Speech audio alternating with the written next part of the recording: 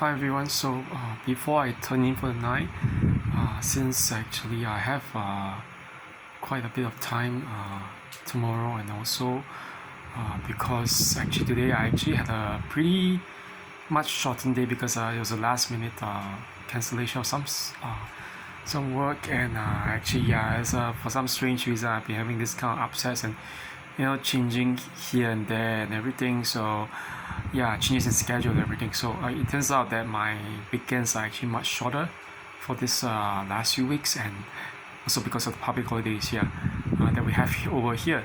So anyway, I'm just gonna actually make a video tonight actually about the few factors that actually make you more vulnerable to narcissistic abuse and manipulation. So I'll just make this video, and I'll talk a little bit more about these factors. Okay, the first factor I think that most people probably know by now is people will say that you become vulnerable or susceptible to narcissistic abuse and manipulation because you cannot say no. Okay, but in actuality, it's not so much that you cannot say no. I think most of us, we do know what we want and what we don't want, but it has to do more with the fact that we do not have very strong boundaries. Okay, so what I mean by that, okay, we might have very clear ideas of what we don't want, what we want, but then just because someone actually keeps on cajoling us, or even using certain tactics such as manipulation, or even throwing a hissy fit of anger, or certain other trying other manipulative techniques such as the stonewalling or silent treatment, we end up just caving in and capitulating to these people. So I know that I'm not saying that actually this is our fault, but what I'm trying to say is that a lot of us at the point in time, we were at the point where we don't know much about narcissism, and so because of that we just capitulate easily. Okay, but now that we know, we have that ability and the right, the power to say no, and not just to say no, but to persist in refusing any more supply to a narcissist. Okay, so that should be the main point that I think we should realize. Okay, but I think that the other thing is that our vulnerability, as in our going through a very precarious state or situation, makes us really vulnerable, okay, to abuse and manipulation. Okay, I know that it sounds again as if it's our fault, but it's not our fault.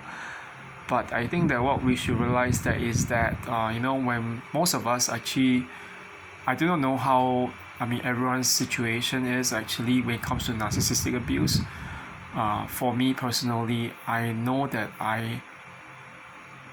I'm especially vulnerable to manipulation, not just when I back down on my boundaries, but also when I actually go through something that is very challenging. Like for example, when I'm actually in a very bad state financially or emotionally, which is what actually happened after I came back from Australia in 2015. That was just after a few months after that, then after going back to learn Korean in an international school again, in the hope that I can pass a translation test from Korean to English, and vice versa and everything, and hoping to go back to Korea again to work. The thing was this: I wasn't in a very good state financially, because at that point in time I was not just jobless.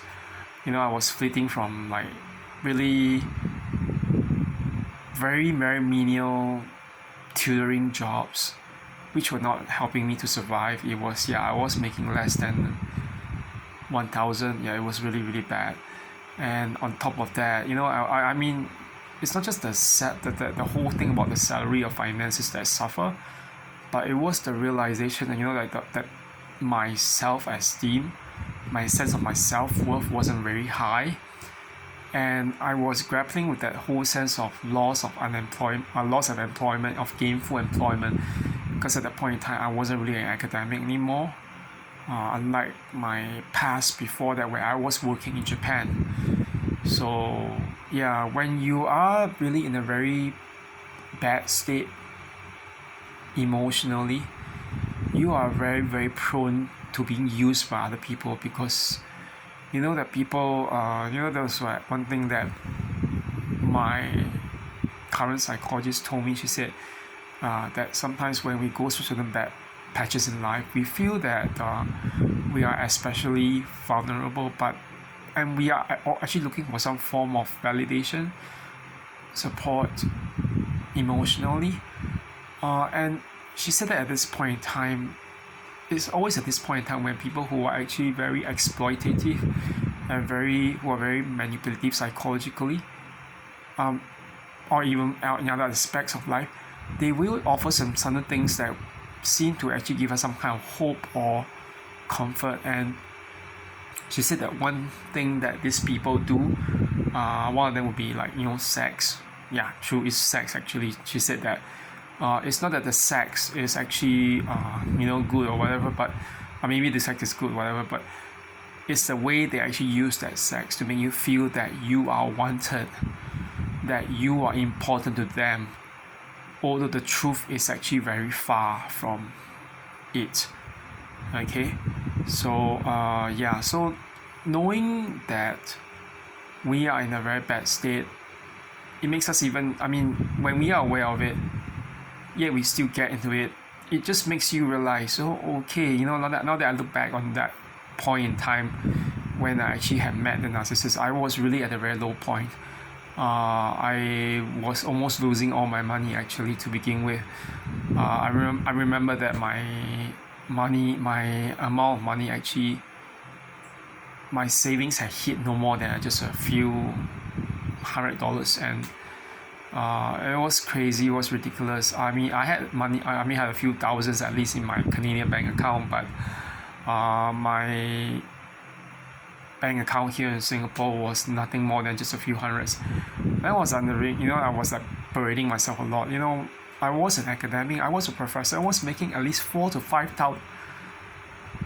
5,000 USD per month. But and I had like savings in the five-figure sum, in at least a 5-figure sum of savings.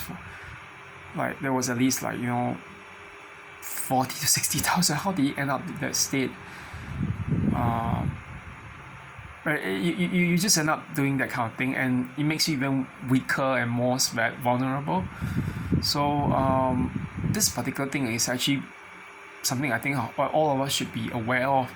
When you go through some kind of issue or some kind of state or event that makes you vulnerable emotionally, and you know very well that you are vulnerable and not in a good state, you should not be getting out to meet new people, even if it's friends or like dates, whatever. You should not be doing that.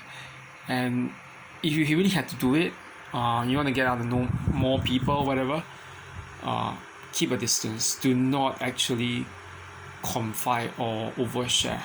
Okay, it will make you they will actually exploit that. Okay, so anyway, that's it for now.